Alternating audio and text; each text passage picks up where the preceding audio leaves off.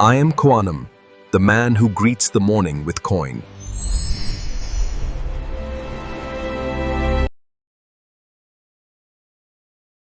네, 간밤에 있었던 미국장에서는 나스닥과 S&P 500이 상승 마감한 채로 장이 마감을 했고요. 화면에 보시는 것처럼 기술테크 반도체주의 반등이 나왔던 하루였습니다. 따라서 저희 오늘 아침에 이 영상을 보시고 국내 투자에 임하시는 분들은 금요일, 월요일 많이 힘들었을 텐데 이 반도체주의 반등을 필두로 우리 국내 시장도 다시 한번 반등하는 시간을 맞이할 걸로 예상이 되고요. 이게 기술적 반등으로 끝날지 아니면 또 다른 추세의 상승일지는 오늘 내일 좀 시간을 두고 좀 지켜보셔야 그 방향성이 나올 수 있다 라고 생각을 하시면 됩니다.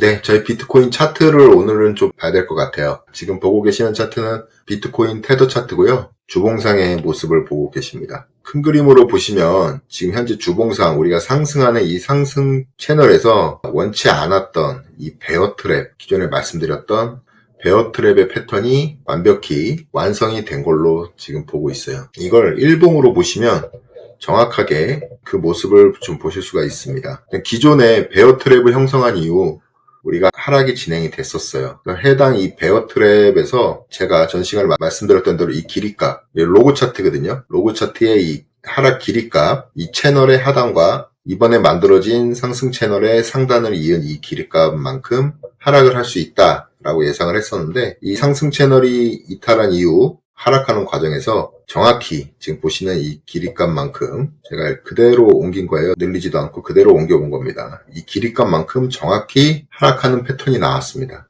저 코아남이 설마 이 세 번째 패턴에서도 이 베어 트랩이 똑같이 형성이 될까라는 의구심을 가졌지만 결과적으로는 해당 베어 트랩 패턴이 완성이 된 걸로 지금 판단이 되고 있고요. 따라서 제가 커뮤니티에도 게시를 좀 했습니다. 지난주 주봉 마감 종가까지는 꼭 보시고 대응을 하셔야 된다. 이렇게 쏟아지는 과정에서 우리는 공포를 느끼고 또 매도를 하신 분들도 계실 거예요. 하지만 저 코아남이 말씀드렸던 것처럼 종가까지 충분히 보시고 반등에 매도가 나가야 된다. 매도를 하실 분들도 그런 말씀을 좀 드렸습니다. 따라서 다음 단기적인 반등 구간은요.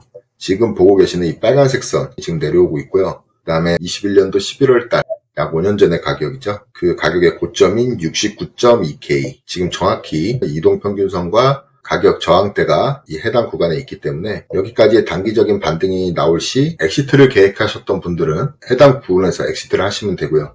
이런 베어 트랩이 발생한 이후 우리가 긍정적으로 볼 수 있는 차트의 모습은 다시 한번 이 채널로 들어오는 모습이 필요합니다. 그럴 경우 차트 패턴상 강력한 상승으로 갈 수 있는 힘을 얻게 됩니다. 따라서 단기적으로 기술적 반등 구간이 나올 수가 있고 우리 장기적으로는 다시 한번 이 채널로 들어오는 상승 그림이 그려져야 될 텐데 그러기 위해서는 이 암호화폐 시장에 뭔가 분위기를 전환할 수 있는 강력한 트리거가 발생을 해야겠죠. 그 트리거를 우리는 클래리티 법안으로 보고 있는 거죠. 이게 7월 4일날 백악관에서 서명되길 우리는 희망을 하고 있는 겁니다. 왜 세력들은 이런 현상을 만들었을까요? 지난 3번에 걸쳐서 베어 트랩을 형성을 하고 마지막으로 베어 트랩의 강력한 하락을 선사를 하면서 우리 개인 투자자들을 왜 이렇게 힘들어 했을까? 우리는 이런 의구심을 먼저 가져보셔야 됩니다. 스트래티지가 25개를 팔았다.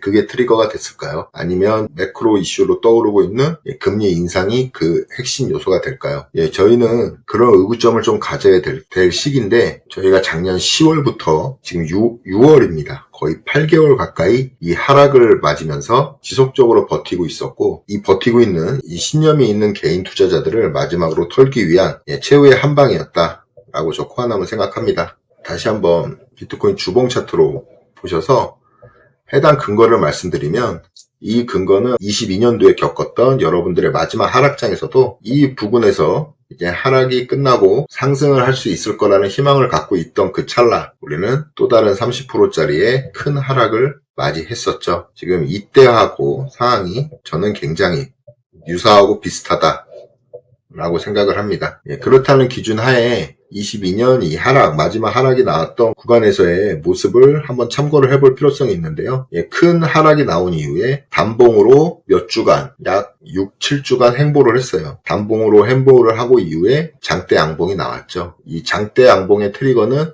전 시간에 말씀드렸다시피 블랙락이 비트코인의 현물 ETF를 할 것이다 라는 트리거로 장대 양봉을 세우고 출발을 한 겁니다. 마찬가지로 지금 여기서 이번 주에 바로 아까 말씀드렸던 그 채널 안으로 들어오는 강력한 양봉이 나오길 희망합니다만, 그런 경우가 아닐 경우에는 한 차례 이 해당 구간에서 다시 한번 좀 횡보하는 모습이 이어질 가능성도 크다. 그리고 블랙락의 비트코인 현물 ETF처럼 강력한 이 암호화폐의 트리거가 나타났을 때 장대 양봉으로 다시 한번 채널링으로 올라오는 모습, 그 모습이 가장 확률적으로 클 것 같습니다. 그리고 지금 차트를 보시면 이 보조지표들이 하단에 3개가 있죠. 제 코아남이 제일 잘 보는 보조지표들. 구독자분 한 분께서 다이버전스에 대한 얘기를 해주셨어요. 이 RSI 다이버전스. 주봉상 하락 다이버전스가 발생을 했다. 차트 패턴은 이제 어떻게 보느냐에 따라서 그 흐름이 달라질 수가 있는데, 아마 여기에서 우리가 반등을 시작한 여기에서 이 모습을 보고 하락 다이버전스가 발생을 했다라고 말씀을 하실 수도 있고, 아니면 주봉이 아닌 단기적인 차트의 모습, 뭐 1시간 봉, 12시간 봉에서 그런 상황이 발생할 수도 있어요. 근데 저 코아남이 말씀드리는 건 이거는 하락 다이버전스가 아닌 상승 다이버전스가 유력합니다.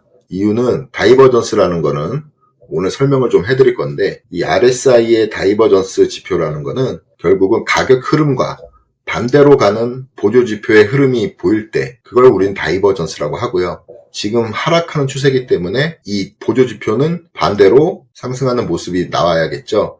그래서 우린 이걸 상승 다이버전스라고 합니다.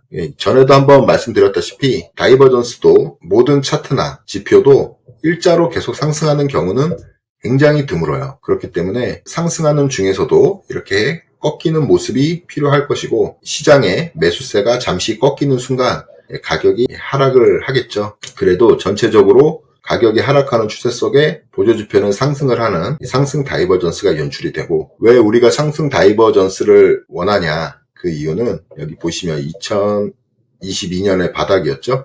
이 부분에도 보시면 이렇게 주봉상 RSI가 30 이하 24를 찍고 가격은 하락하고 있었으나 보조지표들은 상승으로 가고 있는 이런 상승 다이버전스가 형성이 된 이유, RSI 70 이상으로 가는 큰 가격 상승들이 나왔었죠. 이 모습을 희망하기 때문에 여기에서도 우리가 지난번에 이 60K를 찍을 때 순간적으로 주봉상 RSI가 24 부근까지 왔었어요. 그리고 나서 이 상승 다이버전스가 형성이 되려는 모습을 보이고 있습니다. 오늘의 이 하락이 없었다면 이 다이버전스는 이런 모습으로 형성이 됐을 것이고, 급격한 가격 하락이 나온 지난주 이 RSI의 기울기는 좀 이렇게 완만한 상승으로 가는 모습을 그리고 있는 거예요.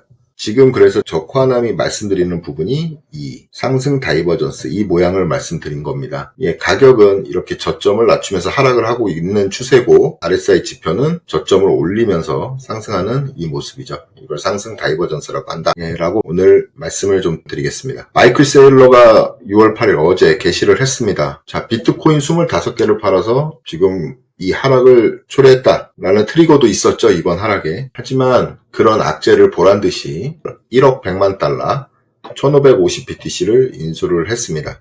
그래서 비트코인 총액을 84만 5천 개로 늘렸어요. 이 마이클 세일러가 원했던 걸까요? 자기네가 팔았을 경우 분명히 그 트리거가 커서 지금 이렇게 하방이 약하죠. 지금 매수세가 굉장히 약해 있는 이런 비트코인 시장에 매도세를 가중시켜서 더 싸게 사려고 했던 의도인가?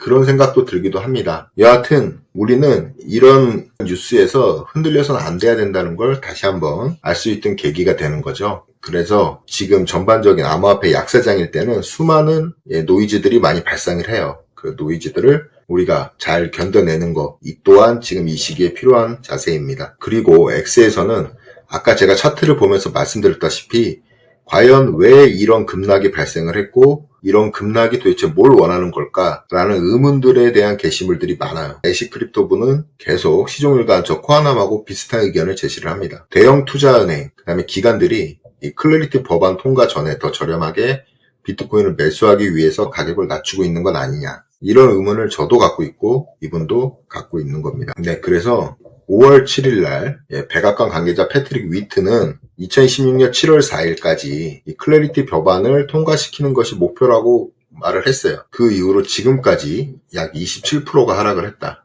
그래서 59,000, 이번에 저점이었죠. 59,000달러까지 떨어뜨렸어요. 60K를 안 깰 가능성이 크다라고 저 코아남은 생각을 했지만 기어코 여기를 살짝 깨주는 모습을 보였습니다. 그 이유는 여기에 스탑로스나 아니면 손절을 걸어두고 지켜보았던 물량들까지도 흡수를 하기 위한 거죠.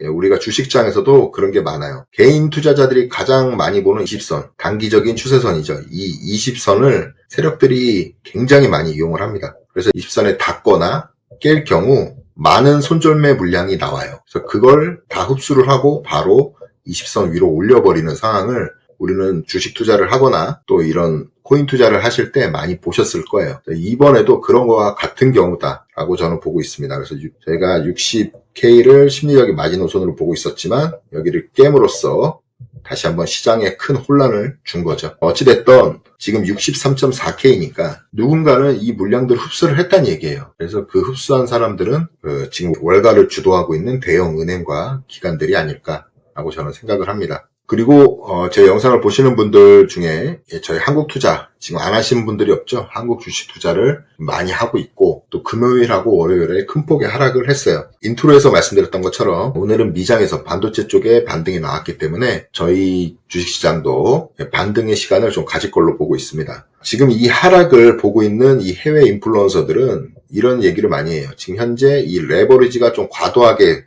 올려있다. 이 부분 결코 간과할 수 없습니다. 이런 상승으로 가는 꼭지점에는 과도한 레버리지가 발생이 됩니다. 그 이유는 심리적인 문제죠. 기존에 저점에서 잡아서 100%, 200% 수익을 보신 분들이 주변에 계시면 그분들의 목소리를 듣고 이제 들어오시는 분들 같은 경우에는 이분들보다 많은 시드 또 많은 돈을 투자해서 수익률을 짧게 보겠다. 그리고 결과적으로 이득은 비슷한 범위로 가져가겠다라는 생각들을 많이 하시기 때문에 그래요. 그래서 이 레버리지에는 많은 부분들이 있지만 대표적으로 마이너스 통장, 그다음에 은행 대출 등을 활용해서 투자를 하시는 것도 레버리지예요. 그리고 우리가 주식장에서 쓰는 신용이라든지 미수 포지션 이런 것들도 레버리지입니다. 그런 레버리지를 지금 과도한 상태다. 그래서 이런 한 번에 하락이 나올 때 연쇄적인 하락의 가속도를 붙일 수 있는 상황이다. 우리가 지난 금요일하고 월요일에 이런 상황들이 발생을 했다라고 보고 있고 삼성전자, 하이닉스 같은 시총이 1000조 가까이 되는 이런 큰 회사들이 10% 이상 떨어지고 또 10% 이상 반등하는 이런 주시장의 변동성을 지금 보이고 있는 이런 한국 시장은 지금 굉장히 난이도가 높은 지금 현재 시장입니다. 그래서 아직 주식을 못 사서 이제 막 들어가려고 하시는 우리 개인 투자자분들, 초보 투자자분들은 대응하기가 굉장히 어렵다. 점점 상승장의 끝으로 갈수록 난이도가 점점 어려워지거든요. 그래서 그 난이도가 점점 높아지고 있으니까 주의를 좀 해서 투자를 하셔야 된다라고 말씀을 드립니다. 코인베이스의 존 다고스티노는요. 기관 투자자가 또 정부가 여기서도 또 똑같은 말을 하는 거죠. 기관 투자자와 정부가 할인된 가격의 비트코인을 매입하는데 만족하고 있다라고 밝혔습니다. CNBC 인터뷰에서 했던 거예요. 이 존 다고스티노는 코인베이스에서 이 기관 투자자들하고 정부 기금을 운영하는 기관, 이 거래소가 아닌 우리 오픈마켓이라고 그러죠. 그 뒤에 거래소 외의 거래로 이런 암호화폐 자산을 취급하시는 분이에요. 이분이 인터뷰를 했을 때 그들은 12만 5천 달러에서도 조화를 했고 또 10만 달러도 오케이 괜찮다라고 생각을 했고 지금 현재 6만 5천 달러였을 때 그들은 매우 좋아하더라. 그 말은 결국은 이 사람들은 물량이 필요한 거죠. 물량이. 그래서 지금 할인된 가격에 매우 만족하고 있다. 반대로 생각해보면 이런 할인된 가격을 지속적으로 유지하고 싶은 게 이들일 수도 있어요. 그게 이들이 원하는 물량을 채우기 전까지겠죠. 그래서 지금 매집의 구간이라는 부분을 좀 알 수가 있고 아쉽게도 저희는 바로 급격한 상승을 원하고 있지만 이들은 아직 그럴 생각이 없는 것처럼 보입니다. 하지만 시장에 강력한 트리거가 발생을 해서 가격이 급등하게 되면 이들 또한 급등한 가격에 사야 되는 현상이 발생을 하는 거죠. 그렇기 때문에 이 단기적으로 비트코인이 크게 상승을 못할 것이다. 지금은 매집 구간이다. 단정 짓긴 어려울 것 같습니다. 그래서 우리는 상승할 수도 있고 매집 구간에 접어들 수도 있고 이 두 가지 생각이 교차를 하는 그런 시기다 라고 저 코아남은 생각을 합니다. 오늘 영상은 좀 간단히 좀 찍어보려고 했어요. 왜냐면 지금 이렇게 가격이 안 좋을 때는 솔직히 이 해당 영상들을 보는 것도 싫잖아요. 이미 다 벌어진 일이고 지금 코인 유튜버, 대형 유튜버들 썸네일을 보면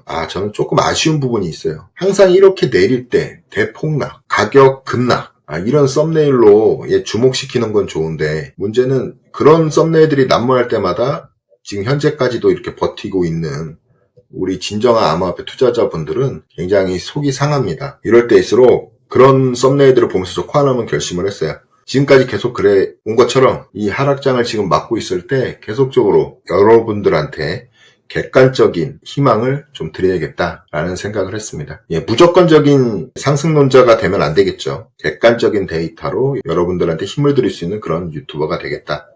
라고 결심하는 계기가 되었습니다. 이번 한 주도요, 우리 비트코인이 좀 반등을 빨리 해주는 그런 한 주가 되길 희망합니다. 영상 끝까지 봐주셔서 감사드리고요. 해당 영상이 도움이 되셨다면 구독, 좋아요, 알림 설정 꼭 부탁드리겠습니다. 감사합니다.